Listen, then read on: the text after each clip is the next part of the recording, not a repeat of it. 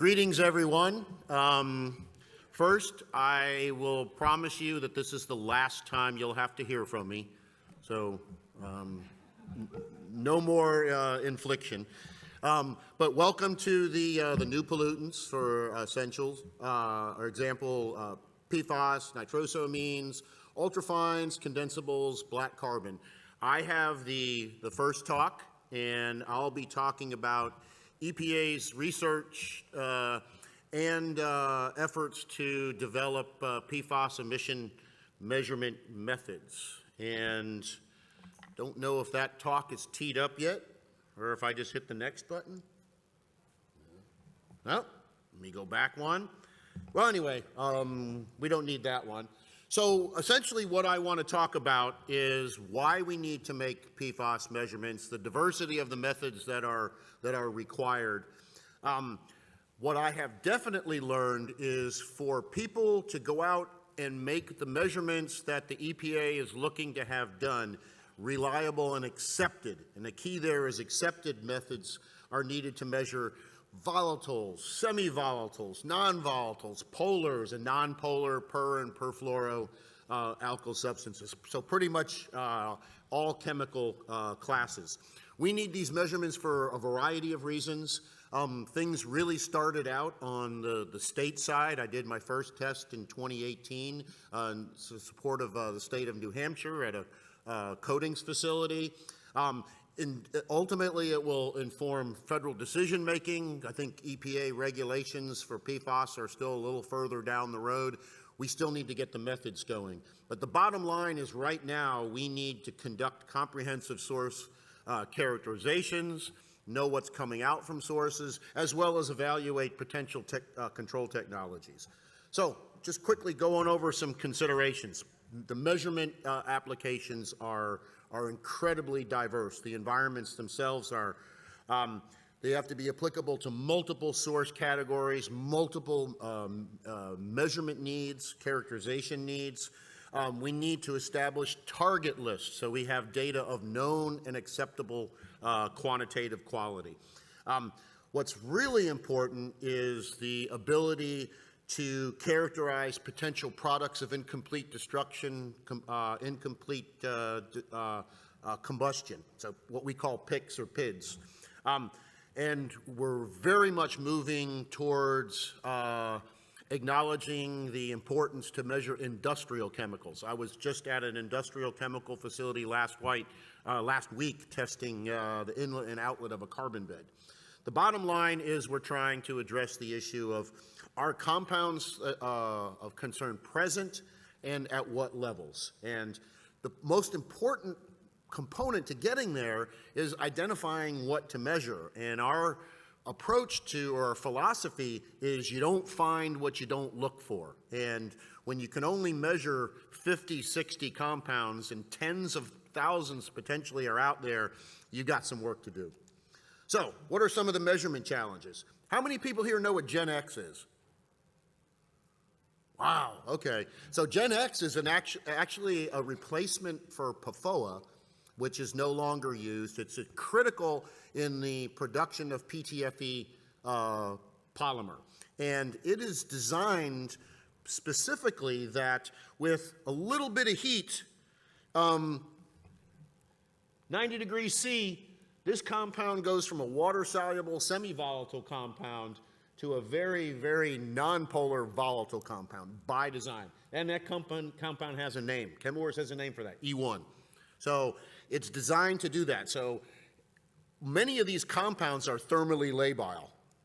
And then the big issue that we're concerned with is what about the PICs and PIDs? So that carboxylic acid or the sulfonic acid group or nitrosamine, that's very fragile. And then what you're left with is that fluorocarbon backbone. So what does it become? How do you measure it? How do you identify what it is? So what we're looking at is kind of a quad chart there where nonpolars are on this side, polars are on this side. OTM 45, what I'll talk about here, is the furthest along. OTM 50, I'll also talk about, is for the volatile nonpolars and some polars. And then this is the big wild card, but this is where most of the compounds of potential concern would be. That's where the picks of concern would be. Things like halogenated PAHs, maybe biphenyls, maybe dioxins, maybe heterocycles. So how do you collect those? So what is another test method? You heard a little bit about that today. It's a formal method posted by OAQPS. It hasn't been subjected to the regulatory process because there are no regulations, but it still has a valuable use. Most importantly, it's supported by field and laboratory data, and OAQPS is responsible for that work. And ultimately, it ends up being the basis for a promulgated method. This is how a lot of EPA's methods start out. Quickly, OTM 45 has been out there since January of 2021. When you get the slides, you'll be able to get the link. This is a collaborative effort between my group and OAQPS, Ray Merrill specifically. Did a field test up in Alaska at a AFFF contaminated soil facility where we did a lot of the work. And so that helped inform the measurement capabilities, and we ended up relying quite a bit on the commercial labs. What are the basics? Quickly, it's the MM5 train, so it's the same train that you would use for method 23 for the SW846, 8270 compounds. In our situation, it's 4 fractions, the filter, the back half, the impingers, and we've added a breakthrough volume trap, and I'll talk a little bit more about that. There's a heck of a lot of blanks that we collect because there are multiple sources of contamination, and we're trying to figure out what that is. It's a performance-based method, much like method 23, so the majority of the compounds are quantified by isotope dilution. We've got 2 pre-sampling surrogates right now, so we have carbon-13 labeled PFOA and PFOS spiked on the XAD prior to sampling. One of the things that we did is it required the calculation estimated of in-stack detection limits. So that becomes important when you're trying to do a test looking at removal efficiency. I won't say destruction efficiency because EPA is not looking at conventional destruction efficiency determinations for PFAS compounds because they are so thermally labile. Doesn't take much heat to make their presence go away. So this is just an example. The method has been out there. We've been soliciting feedback. The probe filter operating temperature is something that we're wrestling with.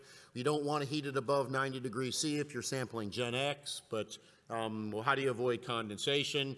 We are finding blanks with a lot of contamination.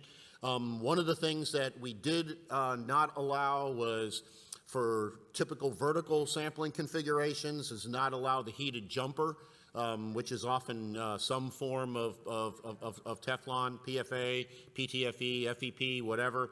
That is a confirmed source. Because we often have contamination in the breakthrough trap, the breakthrough calculations stink. So one of the reasons why we're considering making that go away. We haven't determined the sample preservation and hold times, and we are still continuing to evaluate the appropriate materials.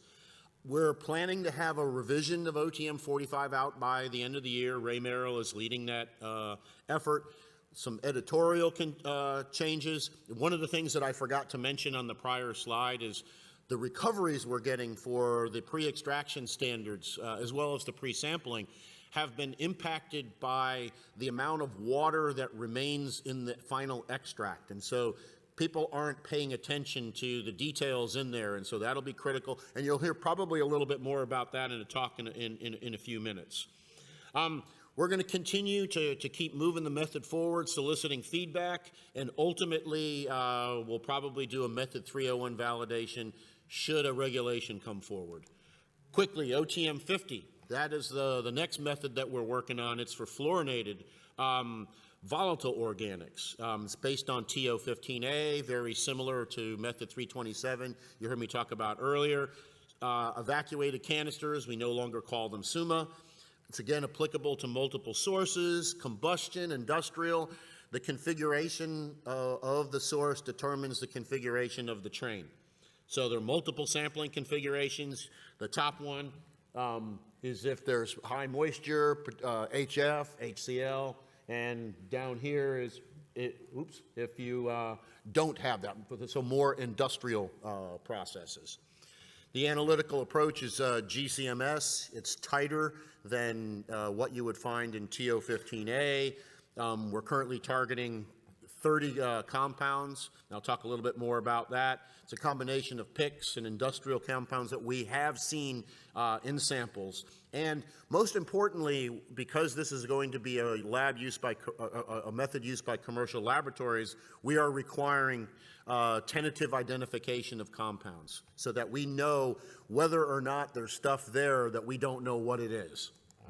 So just quickly, here's the current list. Some detection and quantitation limits. How do we generate the list? So far, we've looked at a variety of different sources. So a lot of combustion and incineration sources, including our in-house facility. We've got a number of papers in ES&T that describe some of the work we've done there. A number of demonstration studies, pyrolysis, supercritical water oxidation, and then some industrial coatings processes where you go through different baking zones, and we've seen a bunch of compounds. So those tentative identifications are followed up with analytical standards, then they make it into our target list. So not going to go much into this. TICs are something that are available from the commercial labs, often found in the SW846 methods. If you folks are familiar with 8260 or 8270, that is a component of the method. Uses the spectral library match. Many of these compounds are not in there, but at least they give us the fragmentation patterns, and then our chemists can look at that further and ultimately get standards. Like I said, the method is currently in process. Will also be out before the end of the year. We're continuing to expand the target list, continuing to evaluate method performance, working with the commercial labs to get them set up. Our calibrations come from a compressed gas cylinder. That is the most efficient way to do that, but you can still do the headspace, syringe injection, bulb type calibrations. So that's what folks will have to start with, but getting those into a cylinder are greatest simplicity, most efficient.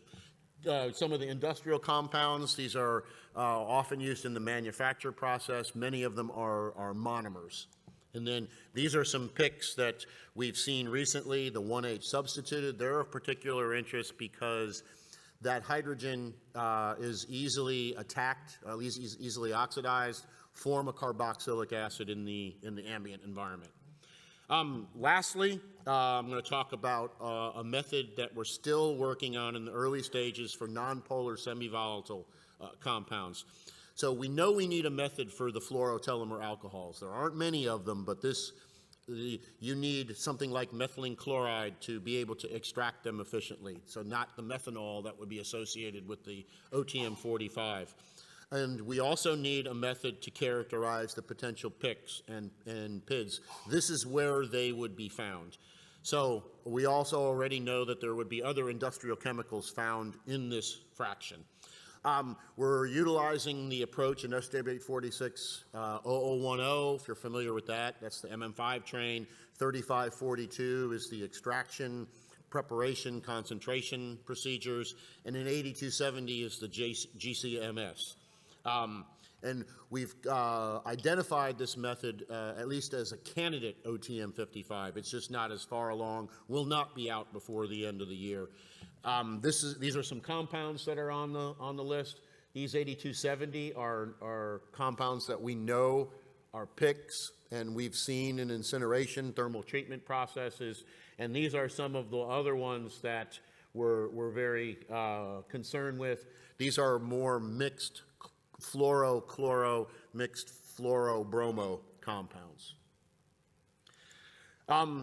Status and future directions. We're developing the isotope dilution technique for the fluorotellular alcohols. We've got that pretty much hammered out. We're expanding the target list. You've seen that. We have a lot of samples in-house from a variety of different places. We're receiving samples from international sources, a cement kiln, an MWC. So we're going to do those tentative identification of compounds.